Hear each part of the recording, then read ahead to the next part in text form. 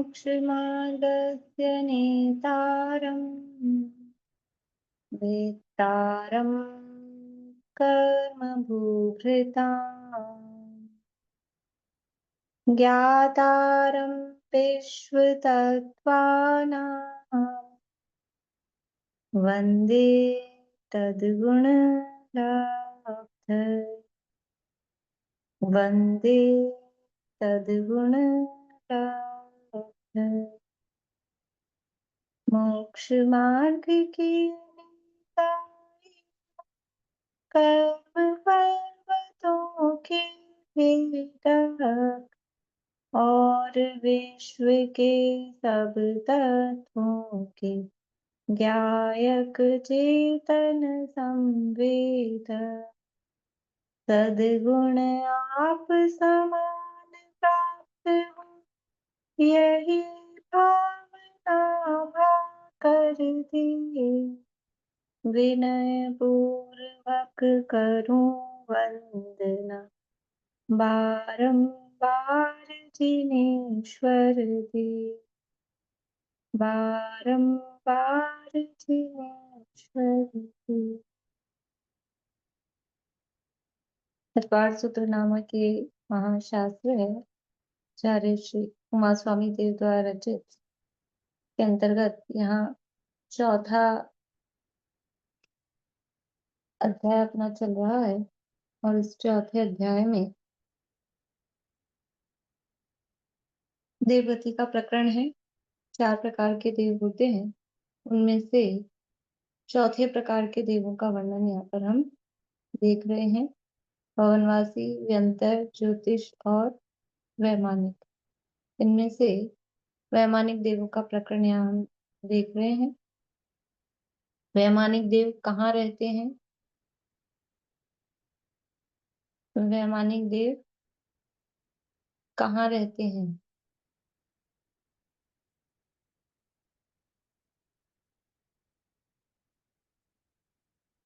हीरा जी।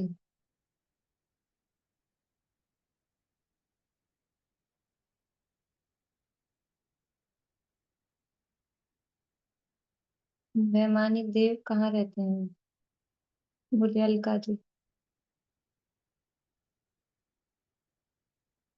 आवाज नहीं चालू हो रही है? चलिए जाने दीजिए, फिर मैं बता देती हूँ। वैमानिक देव ऊर्ध्वलोक में रहते हैं। ठीक है। जो भवनवासी, व्यंतर और ज्योतिष हैं वो अधोलोक और मध्यलोक में रहते हैं और वैमानिक देव ऊर्ध्वलोक में रहते हैं। तो उस ऊर्ध्वलोक में किस प्रकार से उनके रहने के स्थान की रचना है वो थोड़ी रचना रूप से भी हम यहाँ पर देख रहे हैं। तो ऊर्ध्वलोक में प्रमुख रूप से क्या है? प्रमुख रूप से वहां पर कल्प हैं। 16 कल्प कहते हैं। स्वर्गों के नाम के आधार पे 16 स्वर्ग है, अथवा कल्प कहें तो 12 कल्प हैं। उसके ऊपर 9 ग्रैवियक हैं, 9 अनुदिश हैं और 9 अनुत्तर हैं। इन सब में नहीं, सॉरी, 5 अनुत्तर हैं। और ये तो उनकी, देखो, जो 16 संख्या दी है, 16 स्वर्ग है, तो वो तो स्वर्गों के आधार पे एक एक की संख्या दी है। 12 संख्या दी है तो वो उनके इंद्र रूप से विभाजन के आधार पे वो 12 संख्या दी है। और जो ऊपर 9 9 और 5 संख्या दी है, कल भी अपन ने थोड़ी चर्चा की थी। तो ऊपर 9 9 और 5 संख्या दी है, तो वहां 9 ग्रैव्यक में 9 पटल बताने के लिए 9 कहा है। 9 अनुदिश में 9 पटल नहीं है, वहां पटल एक ही है लेकिन 9 उसके विमान है, तो विमानों की संख्या के लिए 9 दिया है। अनुत्तर में 5 शब्द है तो वो 5 विमान बताने के लिए दिया है। और जो नीचे के 16 हैं उनमें विमान बताने के लिए नहीं संख्या दी है, ना पटल बताने के लिए संख्या दी है, क्योंकि वहां विमान कितने कितने लाखों में, हजारों में, और पटल भी काफी काफी संख्या में। तो वहां केवल नाम नाम उसका, इसलिए एक अ, समष्टि रूप से, ग्रुप रूप से नाम कह दिया कि सौधर्म स्वर्ग है, ईशान स्वर्ग है, इस तरह से। तो ये अलग अलग तरह से इनकी व्यवस्था कही है। कल हमने लास्ट में पटलों की संख्या देखी थी। एक बार और उसको मिला लीजिए। अभी क्या है कि अब वो माइक बंद है आप लोगों का, तो इसलिए एक-एक से पूछना नहीं होगा बार-बार में। सौधर्म स्वर्ग में 31 पटल हैं, 31। सौधर्म ईशान दोनों युगल, मतलब उसको बोलते हैं सौधर्म युगल। तो सौधर्म युगल में 31 पटल। फिर सानत कुमार माहेंद्र इस युगल में 7 पटल। फिर ब्रह्म युगल में या ब्रह्म स्वर्ग में 4 पटल। लांतव कापिष्ट युगल में 2 पटल। इसके बाद में शुक्र महाशुक्र में 1 पटल। सतार सहस्त्रार में 1 पटल। आनत प्राणत में 3 पटल। आरण अच्युत में 3 पटल। यहाँ तक 16 स्वर्गों के, यानी सबसे ज्यादा पटल जो हैं वो पहले, कल मैंने कुछ चित्र भी भेजे थे, आप लोगों ने देख लिए होंगे। पहला जो युगल है उसमें सबसे ज्यादा पटल हैं। तो यहाँ तक मिला के हो गए कितने, कितने हो गए? 52, 52। 31, 7, 4, फिर 2, 1, 1, 3, 3, ये सब मिला के हो गए 52। और उसके बाद जो कल्पातीत हैं उनमें 9 ग्रैव्यक में 9 पटल, 9 अनुदिश में 1 पटल और 5 अनुत्तर में 1 पटल। तो कल्पातीत पटल हैं 11 और कल्पों के पटल हैं 52। कुल मिलाकर ये है 63 पटल। और हर पटल में एक इंद्रक विमान है। हर पटल में इंद्रक विमान कितने हैं? एक इंद्रक है। तो इंद्रक कितने हो गए कुल? इंद्रक भी 63। ठीक है, तो 63 इंद्रक विमान है। 63 यानी हर पटल का एक इंद्रक होता है। इंद्रक का अर्थ अभी भी वापस से ध्यान रखें, इंद्रक का अर्थ ये नहीं है कि जिसमें इंद्र रहता हो, ये अर्थ नहीं है। इंद्रक का मतलब होता है सेंटर वाला, बीच वाला, उसको इंद्रक कहते हैं। यहाँ इंद्र, जैसे अब अगर इंद्र रहता हो वो इंद्रक, तो नरकों में भी इंद्रक बिल थे, वहां कौन सा इंद्र रहता है? या नारकियों में कोई राजा होता होगा? नारकियों में होती है व्यवस्था, इंद्र सामानिक त्रायस्थ पारिषद, ऐसे नारकियों में कोई व्यवस्था नहीं है। तो वहां भी इंद्रक बिल कहा ना, इंद्रक का मतलब है एक सेंटर वाला, उसको इंद्रक कहते हैं। और जो ये विमान है उनके हमने प्रकार देखे थे साइज के आधार पर और उनके रचना के आधार पर। तो रचना के आधार पर 3 प्रकार के विमान हैं, साइज के आधार पर 2 प्रकार के विमान हैं। ये सारी चर्चा अपनी हुई थी। अभी देखिए आगे।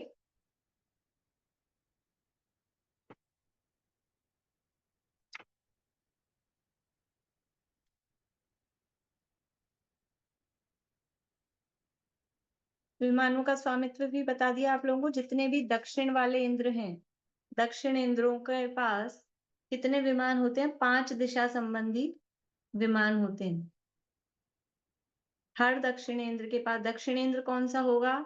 जो जो स्वर्गों के नाम युगल में कहे हैं उनमें से पहला नाम वो दक्षिण इंद्र है। दक्षिण इंद्र का मतलब दक्षिण दिशा वाला। तो दक्षिण दिशा कौन सी में क्या क्या क्या लिया है?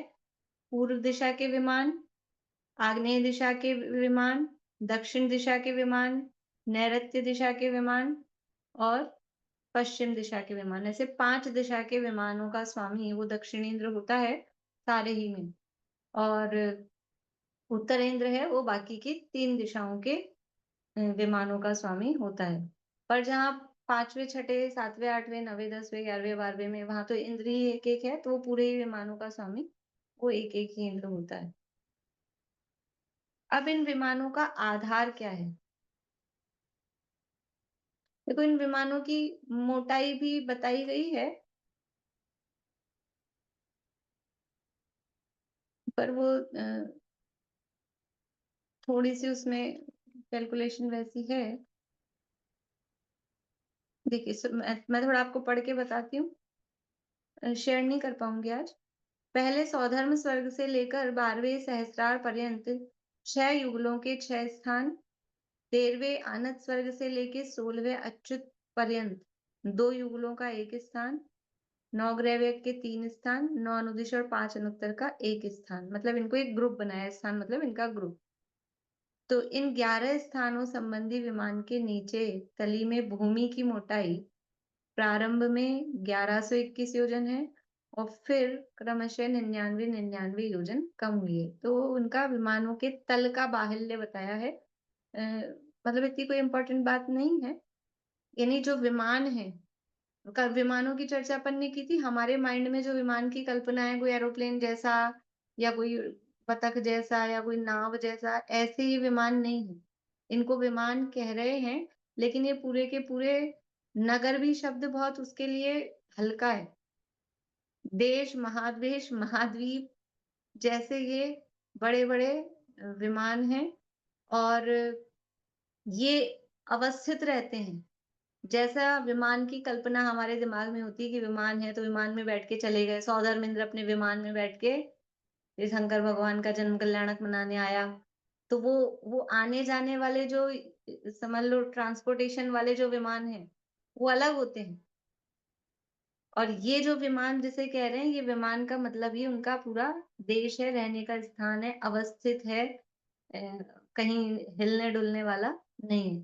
तो उसकी जो तल है, उसकी जो भूमि है, उसकी मोटाई कितनी है?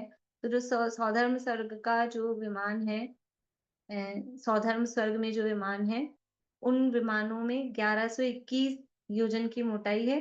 फिर ऊपर-ऊपर ये मतलब इन्होंने ग्रुप बनाए सौधर्म से लेके 12वें युगल तक, यानी सहस्रार तक। तो सौधर्म ईशान में 1121 की है, उसके बाद में 99 योजन कम करो, ऊपर वाले युगल के लिए, फिर उसके ऊपर वाले युगल के लिए 99 योजन कम करो, फिर उसके ऊपर वाले युगल के लिए 99 योजन कम करो, ऐसा वो मोटाई बताई गई। तो इस तरह से इनके विमानों की मोटाई है और ये तो थिकनेस है नीचे से भूमि की, इसके ऊपर वो पूरी नगरी और जो है कृत्रिम जिनालय और जो भी उनके बाग बगीचे घूमने-फिरने के जो भी स्थान, वो सारी उनकी सभा वगैरह महल, वो सब उसके ऊपर है। मतलब ये उनकी ज़मीन कह लो, उनकी ज़मीन कितनी मोटी है, तो 1121 योजन से मोटाई प्रारंभ हो रही है और फिर ऊपर-ऊपर मोटाई कम होती जा रही है। लेकिन इन विमानों का आधार क्या है? किस बेस पर ये ज़मीन इनकी खड़ी है? इन विमानों का आधार क्या है? तो मैंने आपको उस दिन भी कहा था, वो जो अपना चित्र पुस्तक में मैंने फिर ग्रुप में डाला भी था, 3 लोग का एक चित्र। कुछ 5-7 दिन पहले का मतलब पिछले वीक का वो डला हुआ होगा, आप लोग देखना। उसको ज़ूम करके देखेंगे क्योंकि बुक में शायद इतना अच्छे से क्लियर दिखेगा नहीं, बारीक अक्षरों में लिखा होगा तो। तो उसको आप ज़ूम करके देखेंगे। आशा आंटी कुछ पूछ रहे हैं? 1 मिनट अनम्यूट मुझे करना पड़ेगा। बोलिए। पटल से मतलब आपने मंजिल टाइप बताई थी ना। क्या चीज़? पटल मतलब पटल, हाँ, मंजिल। हाँ, हाँ, पटल यानी मंजिल। एक एक मंजिल की इतनी इतनी मोटाई है जितनी आप अभी बता रहे हैं। ये पटल की मोटाई नहीं बता रहे, ये विमान की मोटाई बता रहे हैं। अच्छा तो पटल जैसे अभी ये पटल की मोटाई नहीं है। शुक्र में तो एक ही पटल है, उसी में 40,000 विमान बने हुए हैं। हाँ, एक ही पटल में वहाँ जो शुक्र महाशुक्र के जितने विमान हैं, वो सब एक ही पटल में है, एक ही लेवल में ये है। 9 10 11 12 वाले चारों एक पटल में ही। 9, 10, 11, 12, 9, 10 का एक पटल है, 11, हाँ तो 12 का एक पटल 40,000 इनके और 67 के 6,000 है, वो एक ही पटल में है। हाँ, एक ही पटल में। सब एक ही उसमें है, मतलब हाँ, एक ही उस मंजिल में। एक ही लेवल पे।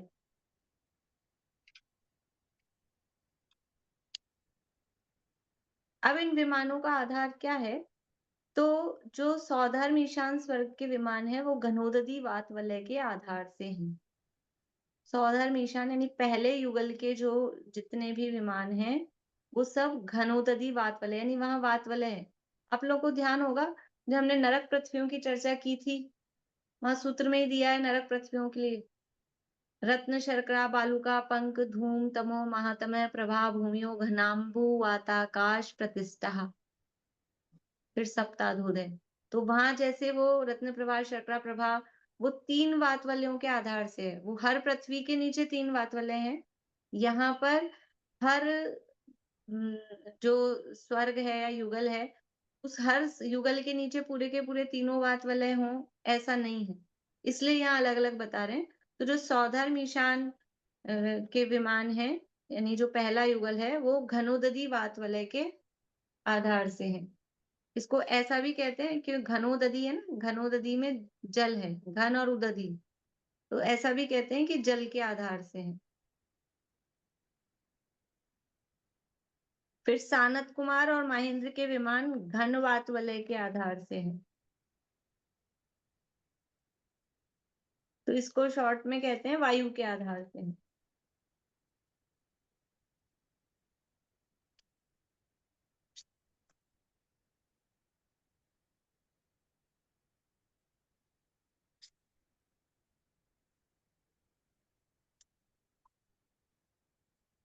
फिर आगे के जो 8 कल्प हैं, यानी सहस्रार स्वर्ग तक, आगे के 8 सौधर्म ईशान सानत कुमार बता दिए, 4 हो गए।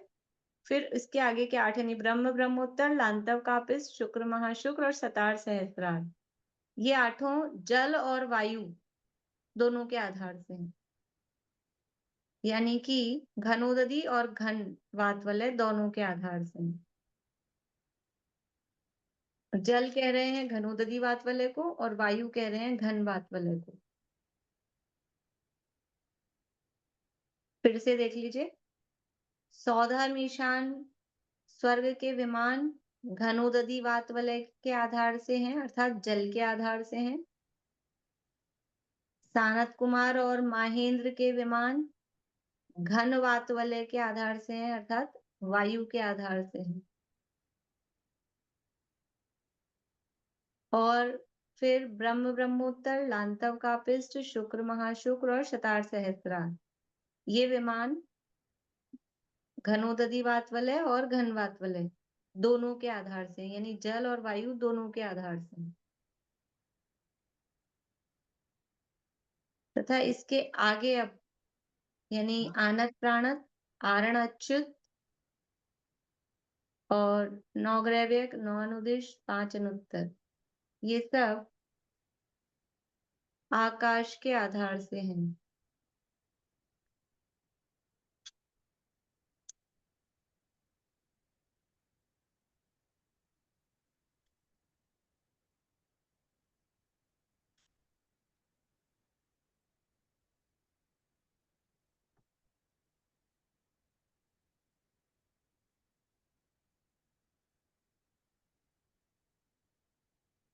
ये इनका आधार हुआ। यानी अपने को ऐसा लगता है कि आकाश के आधार से कोई वस्तु, इतने बड़े बड़े विमान, जल के आधार से, वायु के आधार से, अरे पूरा लोक इन्हीं के आधार से टिका हुआ है ना वात वलयों पे।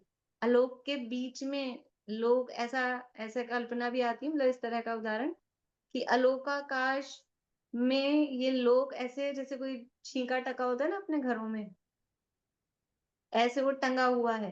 तो वो छींका तो अपन ऊपर से कुछ बांध के टांगते हैं, पर वहां तो वो ऐसा टंगा हुआ है केवल ये वात वलयों के आधार से। तो ये स्वर्ग के ऊर्ध्वलोक के जो विमान हैं, ये भी हवा के आधार से अथवा पानी के आधार से अथवा ऊपर वाले वो केवल अ, आकाश के ही आधार से स्थित हैं।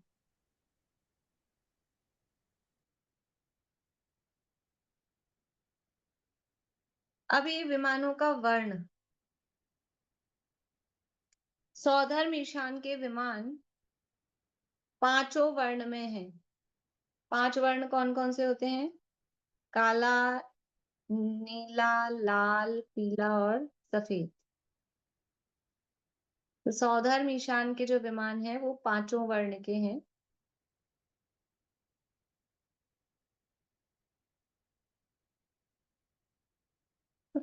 रश्मि जी आप वैसे रेज हैंड करिए, मैं म्यूट अनम्यूट नहीं कर पाऊंगी। आप ये उसमें रिएक्शंस में से रीज़ करिए।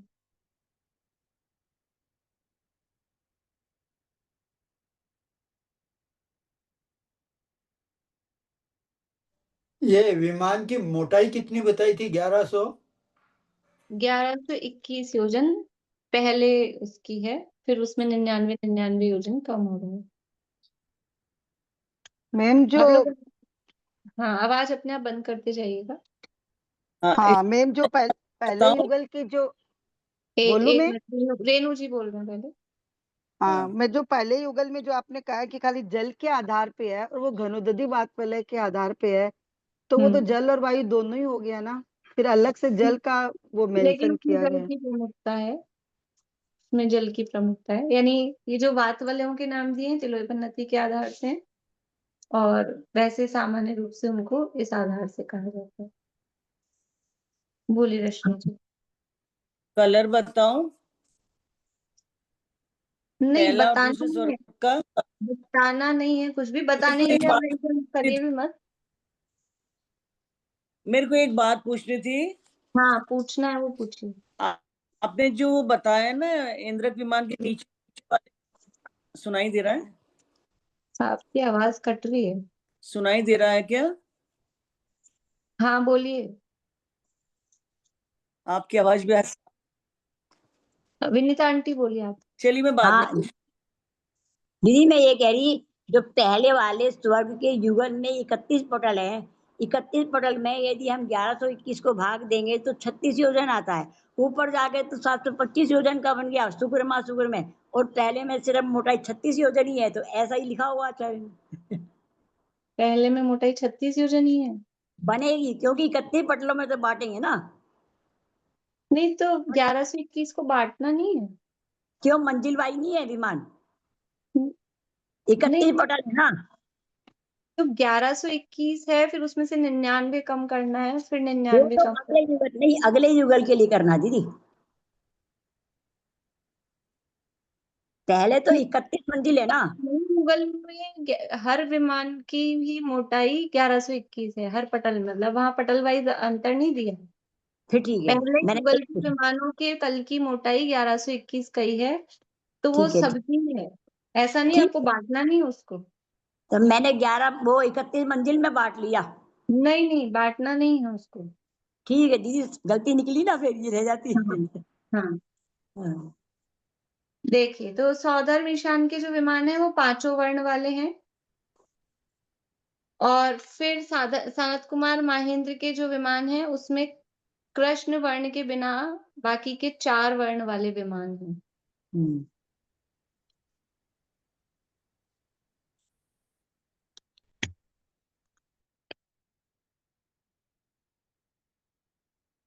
फिर आगे ब्रह्म से लेकर ब्रह्म, ब्रह्मोत्तर और लांतव कापिस्ट, इसमें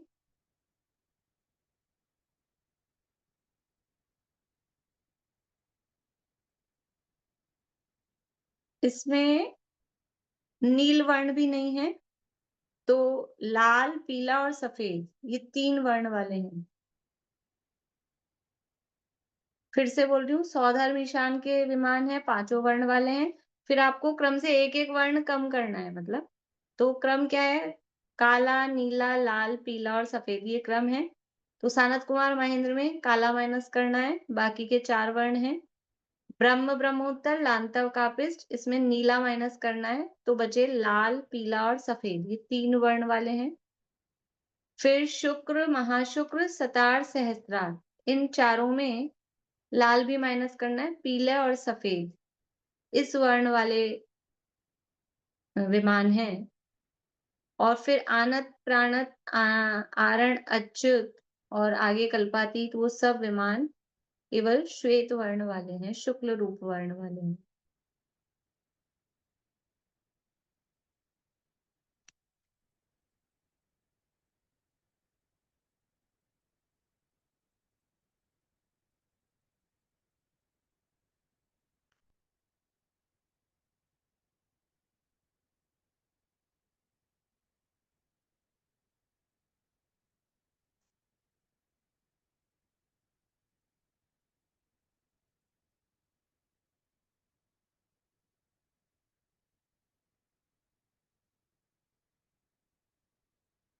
अभी देखिए,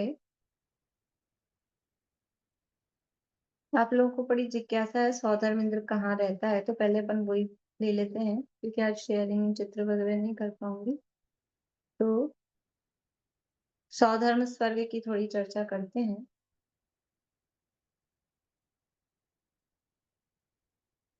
विमानों की ये महलों की ऊंचाई बताई है, ये और देख लीजिए। जो पहला युगल है सौधर्म ईशान, उनमें देवों के महल 600 योजन ऊंचे।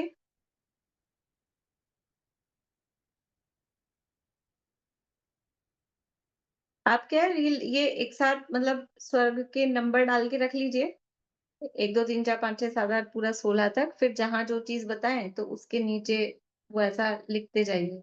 कहीं 2 मिला के बता रहे हैं, कहीं सिंगल सिंगल, तो जल्दी हो जाएगा। मतलब अभी थोड़ा रफ ही लिखना पड़ेगा, फिर उसको बाद में आप सेट कर लीजिएगा। तो पहला युगल सौधर्म ईशान, उसके महल 600 योजन ऊंचे। फिर दूसरा युगल सनत कुमार माहेंद्र, उनके 500 योजन। तीसरा युगल ब्रह्मोत्तर, इनके 450 योजन ऊंचे। फिर लांतव कापिस्ट जो चौथा युगल है, उसके 400 योजन ऊंचे। फिर शुक्र महाशुक्र 5वां युगल, इसके 350 योजन ऊंचे। छठा युगल है शतार सहस्रार, शतार सहस्रार के हैं 300 योजन ऊंचे। इसके बाद में आनत प्राणत और आरण अच्युत, ये 250 योजन ऊंचे। किसकी हाइट बता रहे हैं? विमानों की हाइट नहीं बता रहे हैं, महल। इन विमानों में जो महल हैं वो कितने कितने ऊंचे हैं। मतलब ये सब क्यों बता रहे हैं? ये सब हमारी आंखें खोलने के लिए बता रहे हैं। हमको कोई नापतोल नहीं करनी है, ना हमको नापतोल सीखनी है। इससे हमको क्या निकालना है? कुछ समझ में आ रहा है आपको? कोई कुछ क्रम दिखता है हर चीज में? मोटाई है तो मोटाई कम हो रही है विमानों की, महलों की ऊंचाई है तो वो कम हो रही है, पटलों की संख्या, विमानों की संख्या, ऊपर जा रहे हैं। हमारे दिमाग में क्या है? ऊपर जा रहे हैं तो हर चीज बढ़नी चाहिए थी। हमारे दिमाग में तो ऐसा लगता है ना कि ऊपर ऊपर के स्वर्ग में तो हर चीज बढ़नी चाहिए, और यहाँ क्या हो रहा है? हर चीज कम होती जा रही है। अभी और अपन देखेंगे, और फिर बाद में आचार्य यहाँ सूत्र दे रहे हैं कि ये आपको समझ में आ रहा है कि नहीं आ रहा है। लेकिन उनको लग रहा है पता नहीं समझ आ रहा है कि नहीं आ रहा है, तो फिर वो खुद उन्होंने सूत्र दिया। जिनको प्रश्न है वो रिएक्शंस में जाके रेज हैंड करेंगे तो मैं अनम्यूट कर पाऊंगी, और जिनको जवाब ववाब देना है तो वो रेज हैंड नहीं करें कृपा करके। वो मुझे बार बार में मोबाइल से चला रही हूँ मैं, तो इसमें फिर बार बार में दिक्कत होती है।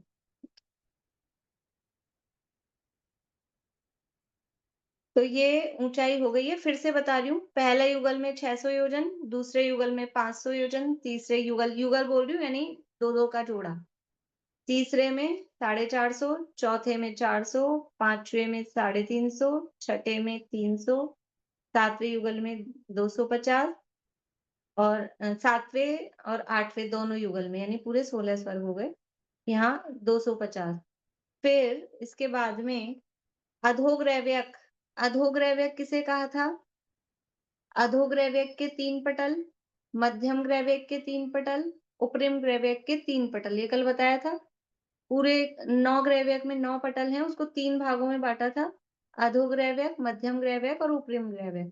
तो अधोग्रैव्यक कहने से 3 पटल लेना। कितने विमान बताए थे उसमें? अधोग्रैव्यक में कितने विमान हैं? 111।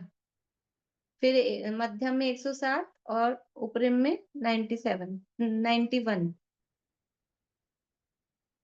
तो अधोग्रैव्यक के जो विमान हैं वो हैं 200 योजन, मध्यम ग्रैव्यक के विमान 150 योजन, और उपरिम ग्रैव्यक के विमान 100 योजन के ऊंचाई वाले हैं।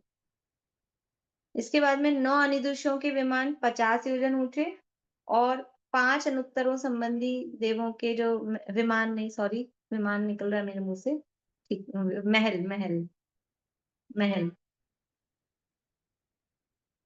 जो 5 अनुत्तर संबंधी देवों के महल हैं वो 25 योजन ऊंचे हैं। ठीक है। अब मैं इधर से बता रही हूँ एक बार फिर से, अनुत्तरों के ऊपर से नीचे यानी लास्ट से फर्स्ट से बता रही हूँ।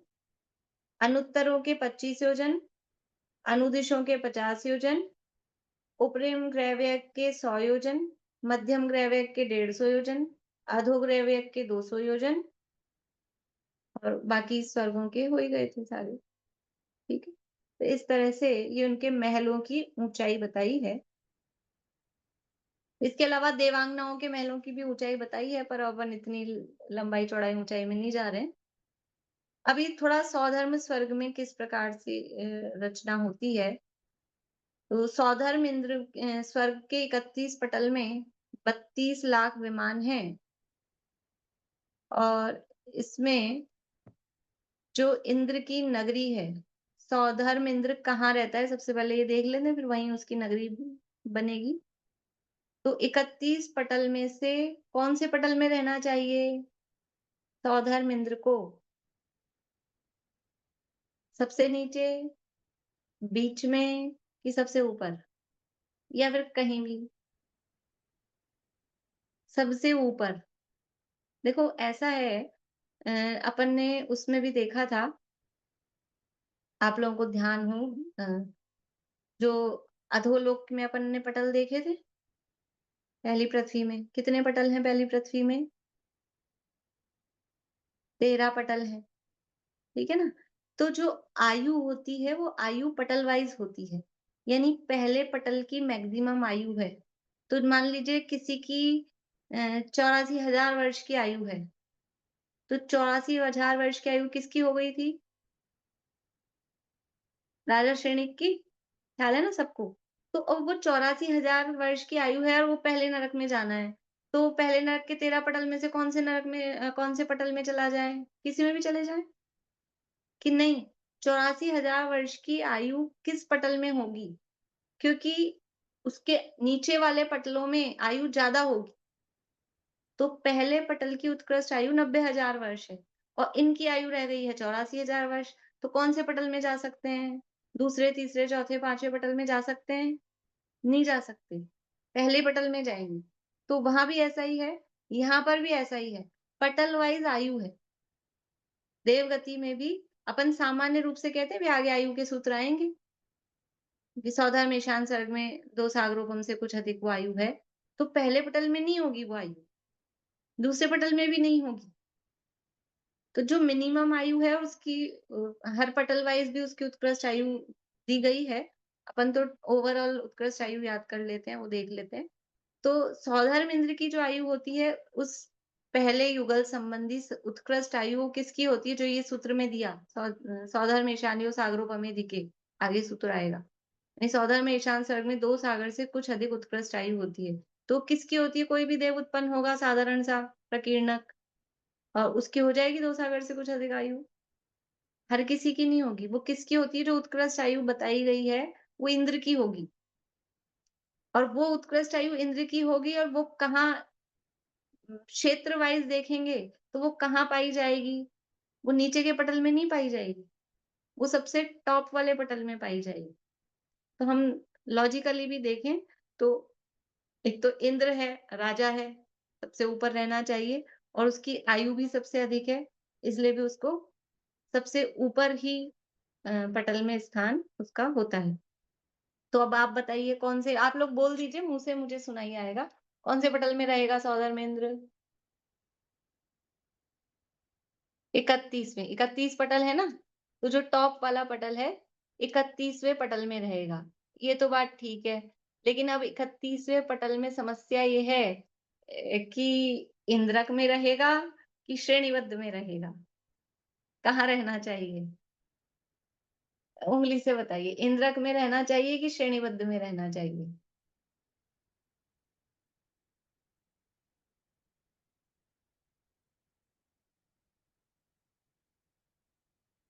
कुछ लोग ही सही जवाब दे पा रहे हैं, जबकि कल मैंने बताया था, लेकिन मुझे खुशी है कि जो सही दे रहे हैं वो मतलब उनको समझ आ रहा है। देखो कल भी कहा था इंदिरा विमान तो छोटे साइज का है, संख्यात योजन विस्तार वाला है, श्रेणीबद्ध असंख्यात योजन विस्तार वाला है। अब जो राजा है वो छोटे साइज वाले में रहेगा कि बड़े साइज वाले में रहेगा? बड़े में रहेगा, तो इंद्रक में नहीं रहता है, श्रेणीबद्ध में रहता है। तो 31वें पटल के 18वें श्रेणीबद्ध विमान में सौधर्म इंद्र रहता है। 31वें पटल के 18वें श्रेणीबद्ध विमान में सौधर्म इंद्र रहता है। अब अपनी कल्पना में जो भी अपन ने स्वर्ग की कल्पना की हो, ऐसा कुछ उसमें अपने को सौधर्म इंद्र दिख रहा है कि कहाँ रहता है। अभी तो खैर खाली जगह दिखी है, थोड़ी सी उसकी रचना भी देखेंगे तो कोई कोई कल्पना थोड़ी बहुत अपने माइंड में बनेगी।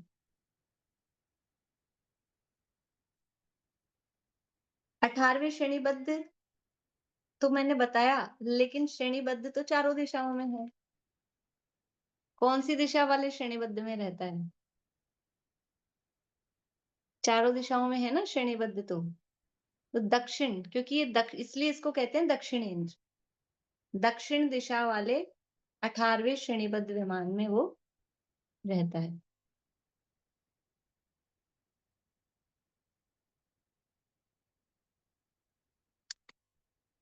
बुर्लंग। ये इनके महलों की ऊंचाई तो योजन में है, और देवों की हाइट तो 5 हाथ 7 हाथ 2 हाथ इतनी होती। हाँ, तो महल बहुत ऊंचे ऊंचे हैं। महल बहुत ऊंचे ऊंचे हैं। हाँ।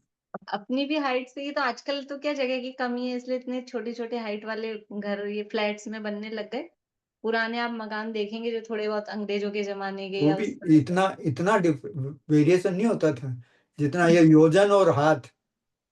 भाई हाइट मतलब ऊंचे ऊंचे मकान मतलब देखने में अच्छे और वैभव के प्रतीक होते हैं। देखने में भी अच्छे लगते हैं, वैभव के भी प्रतीक होते हैं, वो ऊंचे ऊंचे अगर होते हैं तो। आप देखेंगे ना पुराने, जैसे जो यहाँ जयपुर में ये अंग्रेजों के जमाने के बने हुए ये महाराजा कॉलेज, महारानी कॉलेज, इतनी हाइट है उनमें, काफी अच्छी हाइट है। तो वो मतलब पहले तो बनते ही थे इतने, और आदमी तो वही 6 फुट 5 फुट 6 फुट इतने ही होते थे तब भी। बोलिए रेणु जी। मैम ये जो सौधर्म है, ईशान जो युगल जो विमान है, तो उनका कलर इसमें काला दिया है क्यों? पांचों कलर इसमें काला और सब में काला नहीं दिया है। भाव वो कोई तो होता भाव? है, भाव से नहीं है, इससे इससे कोई संबंध नहीं है वास्तव में। विमानों का रंग है, लेकिन संबंध यदि हम जोड़ें तो वो थोड़ा हाँ। बहुत लेशा के आधार पे कि नीचे नीचे के स्वर्ग में मतलब कौन उत्पन्न हो रहे हैं, कि वो उनमें पीतलेशा ही है, तो कंपैरेटिवली इसका कोई 100% नियम नहीं है, लेकिन कंपैरेटिवली ऊपर ऊपर के जीवों के आगे सूत्र भी आएगा। उनके स्थिति प्रभाव सुख लेशा, द्वितीय हाँ लेस्या। वो सब वो बढ़ती जाती है। तो इसलिए लेकिन मैं वही तो अंत इसको वाले ऐसा में तो अपन सब वाइट। एक मिनट, एक मिनट, इसको अपन ऐसा समझ सकते हैं कि जिसके जैसे परिणाम होते हैं, मतलब किसी को थोड़ा राग रंग, नीचे वाले देवों को थोड़ा राग रंग वाली प्रवृत्ति ज्यादा है, कलरफुल रहना ज्यादा उनको पसंद है, तो उनके कलर्ड विमान है। फिर ऊपर ऊपर जाते जा रहे हैं तो थोड़ी थोड़ी उनकी वो राग रंग की प्रवृत्ति कम हो रही है, तो वो कलर्स कम होते जा रहे हैं, और फिर ऊपर तो शुक्ल ही आ गया है। ऐसा मतलब अपन लगा सकते हैं, बाकी ये तो मतलब अकृत्रिम व्यवस्था है, किसी ने तीसरे बनाया है सर्ग से ऐसा। ही ना, तीसरे सर्ग से काला रंग को हटा दिए इसलिए मैंने सोचा। हाँ, वो मतलब जो लेश्या में जो कलर मतलब वो वैसा अशुभ माना जाता है, उस हिसाब से हटा दिए अपन बोल रहे हैं। लेकिन वो सब अकृत्रिम व्यवस्था है। ठीक, देखिए तो अब फाइनली कहाँ रहता है सौधर्मेंद्र? पहले युगल के 31वें पटल के दक्षिण दिशा के 18वें श्रेणीबद्ध विमान में सौधर्मेंद्र रहता है। पहले स्वर्ग के 31वें पटल के दक्षिण दिशा के 18वें श्रेणीबद्ध विमान में वो सौधर्मेंद्र का महल है। जो इंद्र की नगरी है उसके चारों तरफ सबसे पहले क्या होगा, देखो रचना वही होती है, समोषण है, वो तीर्थंकर परमात्मा की नगरी है, अपन ऐसा कह सकते हैं, मतलब अतिशयोक्ति में। तो वहां सबसे पहले क्या है कि कोर्ट होता है, मानस स्तंभ होता है, वो भी समझ लो अनंत परमात्मा का एक जो प्रतिमाएं हैं वहां चैत्य हैं, उनका स्थान है, तो वहां पे भी कोट होता है। अकृत्रिम जिनालय है तो वहां पर भी कोट होता है। तभी सौधर्मेंद्र की नगरी है तो सबसे पहले क्या होता है कि चारों तरफ 5 कोट हैं। सबसे पहले उसके चारों तरफ 300 योजन ऊंचे 5 कोट हैं और फिर हर कोट की कोट बंद है तो दरवाजा होगा कि नहीं होगा उसमें से आने जाने का। कोट है तो चारों दिशाओं में 4 दरवाजा है।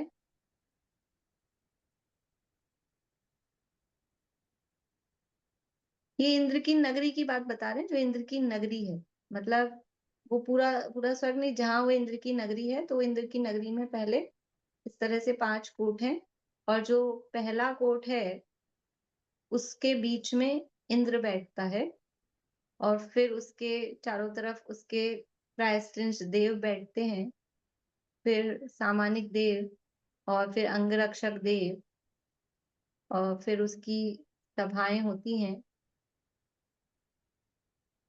मैं केवल आपको पढ़ के सुनाती हूँ, ज्यादा लिखने के लोभ में मत रहिए। और मैंने पीडीएफ डाल रखी है, आप लोग देखना टेलीग्राम ग्रुप में, तो उस पीडीएफ में सब लिखा हुआ भी है। सुनिए अभी तो आप देखिए। इंद्र की नगरी के चारों ओर 300 योजन ऊंचे 5 कोट हैं।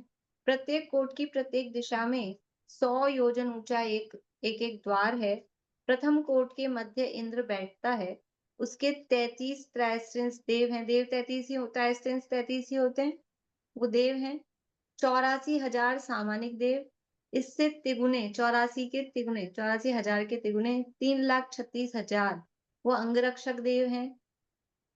और उसकी समता, चंद्र और चातुर नाम की 3 सभाएं हैं। सभाओं के नाम हैं, नाम रख देते हैं जैसे अपने ग्रुप्स के से नाम रख देते हैं, ऐसे वो सभाओं के नाम हैं। सभा का मतलब जो कुछ देवों का ग्रुप है उसका नाम सभा है। सभा का मतलब कुछ देवों का ग्रुप, जैसे हमारे महिला मंडल होता है, तो महिला मंडल कोई चीज है, कोई जगह है कि कुछ महिलाओं का ग्रुप, और उसमें नाम दे देते हैं सब अपने अपने मंदिर का या जो भी नाम देना हो। तो ऐसे ही उनकी सभाएं, तो कुछ देवों का ग्रुप है वो एक सभा, कुछ देवों का ग्रुप है वो दूसरी सभा, ऐसे 3 सभाएं हैं। पहली सभा जो अंदर की साइड होती है, समता सभा, उसको अभ्यंतर सभा भी बोलते हैं। उसमें 5 पल्ले की आयु वाले पारिषद देव बैठते हैं। फिर दूसरी सभा में 4 पल्ले की आयु वाले देव बैठते हैं और तीसरी सभा में 3 पल्ले की आयु वाले देव बैठते हैं। कौन से देव बैठते हैं? पारिषद। ये 3 प्रकार के पारिषद होते हैं, अभ्यंतर, मध्य और बाह्य, ऐसे 3 प्रकार के इनके पारिषदों की सभा होती है। पारिषद होते हैं कि नहीं होते हैं? इंद्र, सामानिक, त्रायस्त्रिंश, पारिषद, वही वही यहाँ चल रहा है। इंद्र बैठता है, फिर उसके त्रायस्त्रिंश बैठते हैं, सामानिक बैठते हैं और उसके बाद में ये इसके अंगरक्षक जो हैं वो बैठते हैं। और ये 3 सभा जो पारिषद हैं, पारिषदों की 3 सभाएं होती हैं। तो कुछ तो अभ्यंतर यानी निकट पास बैठते हैं, तो पास कौन बैठते हैं? जिनकी ज्यादा आयु है, 5 पल्ले की आयु वाले। फिर थोड़ा बीच में कौन बैठते हैं? उनके बाद वो बैठते हैं 4 पल्ले की आयु वाले, उनकी आयु थोड़ी कम हो गई उनसे। और सबसे दूर बाह्य पारिषद में कौन बैठेंगे? कि 3 पल्ले की आयु वाले। इस तरह से ये पारिषद जाति के देव बैठते हैं और इनकी भी संख्या दी है, जो अभ्यंतर सभा में 12,000, फिर बीच वाली में 14,000 और लास्ट वाली में जो जिनकी कम आयु है वो 16,000 पारिषद देव इस प्रकार से होते हैं। फिर इनकी जो देव हैं पारिषद देव, उनकी देवियां वगैरह की चर्चा है, वो अपन अभी छोड़ते हैं। लेकिन इतनी बात ध्यान रखना है कि जिस देव की जितनी देवियां हैं वे सब अपने मूल शरीर सहित उतनी ही विक्रिया बनाने में समर्थ होती हैं। जिस देव की जितनी देवियां हैं, तो उदाहरण के लिए बताती हूँ, जो पारिषद देवों की बता रहे हैं कि जो अभ्यंतर सभा वाले पारिषद देव हैं, हर देव की 700 देवियां होती हैं। हर देव की 700 देवियां हैं और हर देवी, अब 700 है ना, तो हर देवी 700 रूप बना सकती है। तो कितनी हो गई टोटल? 4,90,000 नहीं 4,90,000 ही हुई ना। हाँ 3 जीरो लगेंगी। तो टोटल मिला के इतनी हो गई। किसकी? एक एक पारिषद की। इंद्र की नहीं बता रहे अभी तो, ये पारिषद की है। ऐसा तो सामान्य सा नियम है, जिस देव की जितनी देवियां हैं, ओरिजिनल देवियां जितनी हैं, हर देवी उतने उतने रूप उसके अपने विक्रिया के माध्यम से बना सकती है। मतलब इसकी भी सबकी अपनी अलग अलग कैपेसिटी रहती है। सौधर्म इंद्र के शची, पद्मा, शिवा, श्यामा, कालिंदी, सुलसा, अंजुका, भानु, ये 8 महापट्ट देवी और 32,000 बल्लभिका देवी, ये 8 पट्ट देवी हैं। सभी जो भी दक्षिणेंद्र होते हैं, उनकी सभी ये 8 महा जो पट्ट देवियां हैं, इनके नाम सबके यही होते हैं। जो जितने भी दक्षिणेंद्र हैं, सबकी पट्ट देवियों की यही शची, पद्मा, शिवा, श्यामा, कालिंदी, सुलसा, अंजुका, भानु, पट्ट देवियों के यही नाम होते हैं। इसके अलावा 32,000 बल्लभिका देवी हैं और एक एक जो महादेवी है वो स्वयं सहित, स्वयं तो एक है ही, एक एक देवी के अंडर में 16,000 देवियां और होती हैं एक एक देवी के साथ। ये सब इंद्र का बता रहे हैं कि कितनी कितनी देवियां उसके होती हैं। तो एक एक देवी के साथ 16,000 देवियां, और फिर जितनी संख्या है उतने ही वो रूप बना सकती है। तो वो जो 16,000 देवियां हैं, तो हर देवी कितने रूप बना सकती है? 16,000। तो 16,000 को 16,000 से गुणा करो, इतनी सारी ये। और उसके अलावा 32,000 वल्लभिका अलग है, उसकी 16,000 अलग है। मतलब आप देखो कितनी कितनी संख्या, कुल कितनी करोड़ों अरबों में इसकी संख्या आएगी। इस तरह से ये सौधर्म इंद्र की एक एक केवल आइडिया लगे अपने को कितनी है, वो यहाँ बताइए। फिर सौधर्म इंद्र की 7 प्रकार की सेना होती है। किससे लड़ने जाता है? सेना लेकर, सेना लेकर किससे लड़ने जाता है सौधर्म इंद्र? ये इससे लड़ना वड़ना नहीं है, ये वैभव का प्रतीक है। और जब जन्म कल्याणक के अवसर पर आता है, तो ये अपने पूरे इस वैभव के साथ, सारी इंद्राणियां, सारी देवियां, सारी ये सेनाएं, वो सब साथ आती हैं। तो केवल उसका वैभव है। तो 7 प्रकार की जो सेना है, उसमें 7 जो नाम है: बैल, घोड़ा, रथ, हाथी, प्यादा। प्यादा मतलब पैदल, पैदल लिख लीजिए, वो ज्यादा समझने में सरल रहेगा। पैदल, गंधर्व और नृत्यांगना, या नर्तकी भी लिख सकते हैं। ये 7 प्रकार की सेना होती है: बैल, घोड़ा, रथ, हाथी, पैदल, गंधर्व और नर्तकी। कहीं कहीं अनीक, अनीक, इन सबको ही अनीक कहते हैं सेना वालों को। इसमें ये गंधर्व है। और इनकी भी सबकी संख्याएं हैं। इनका पूरा अलग अलग कक्ष होते हैं। जैसे 7 कक्ष हैं, तो पहले कक्ष में कितने बैल हैं, फिर दूसरे कक्ष में कितने बैल हैं, दुगने दुगने। यानी हर सेना के 7-7 कक्ष, मतलब 7 उनके लेवल होते हैं। तो पहले लेवल में इतने बैल, दूसरे लेवल में उससे दुगने, तीसरे में उससे दुगने, इस तरह से वो संख्याएं उनकी बढ़ती जाती है। ऐसे 7 प्रकार की सेना की संख्या वगैरह सब यहाँ दी है। वो सब अभी अपने को मूल में से पढ़ना, आप लोगों को जिनको जिज्ञासा हो।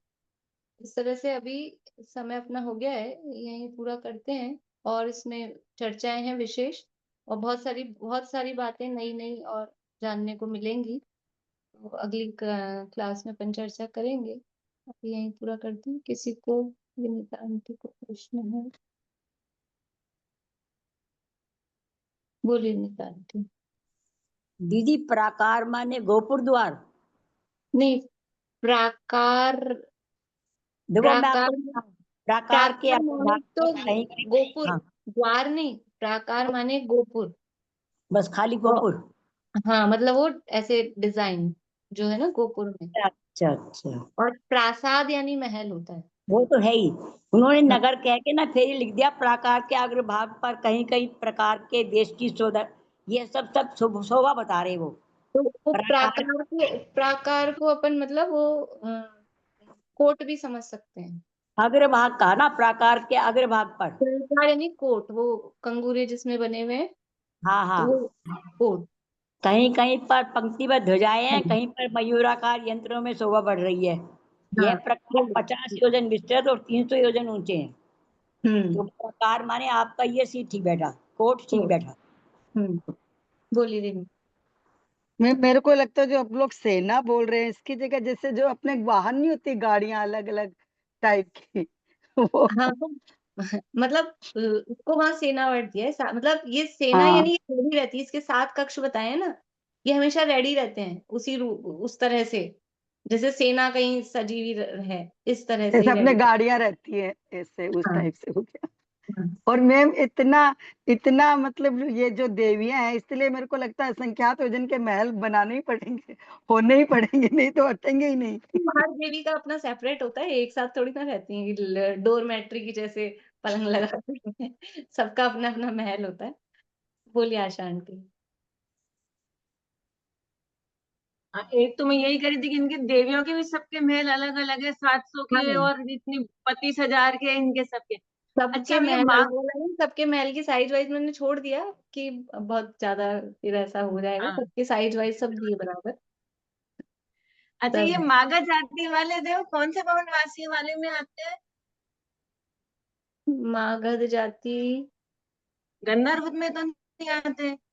नहीं, गंधर्व में तो नहीं, देखना पड़ेगा मागध किस में है।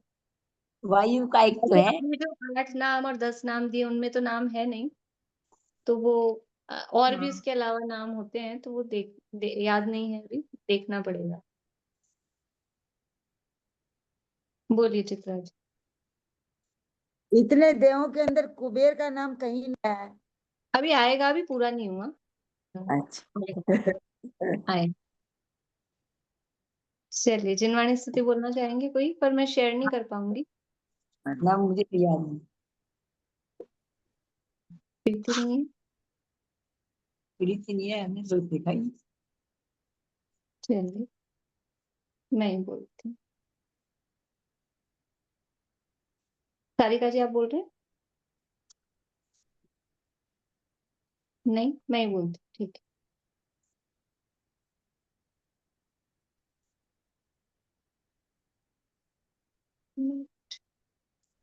जब से कृतत्व के एक भाव। एक मिनट मैं बोल रही हूँ।